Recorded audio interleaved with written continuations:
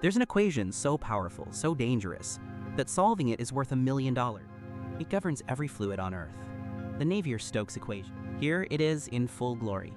Every term tells a piece of the story of how fluids move. Let's break it down.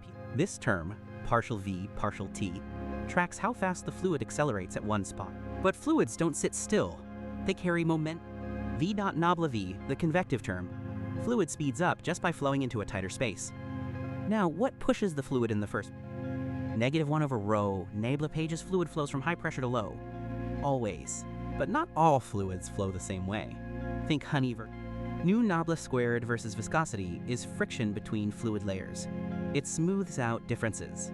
And then there's the simplest, rho g, gravity, pulling everything down. Together, these 5 terms describe all fluid motion. But what if we ignore viscosity? Drop the viscous term, and you get Euler's equation, perfect for fast, smooth flows. But we're missing something.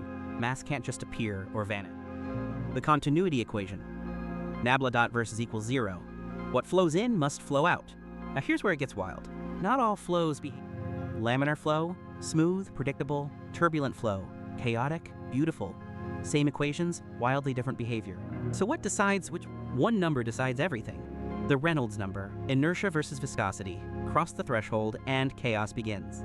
But along a single streamline, something elegant, Bernoulli's equation, pressure plus kinetic plus potential energy, constant along a streamline. Energy is just traded, never lost. Now let's talk about spin, the hidden rotation inside. Vorticity, the curl of velocity. It measures how much the fluid spins at every single point.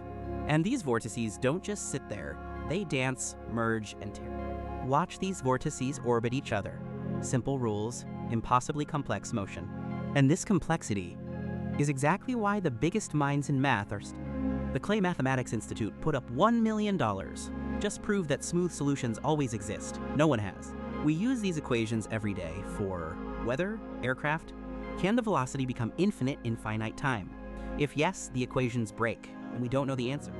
The fluid around you right now obeys equations we wrote down 2 centuries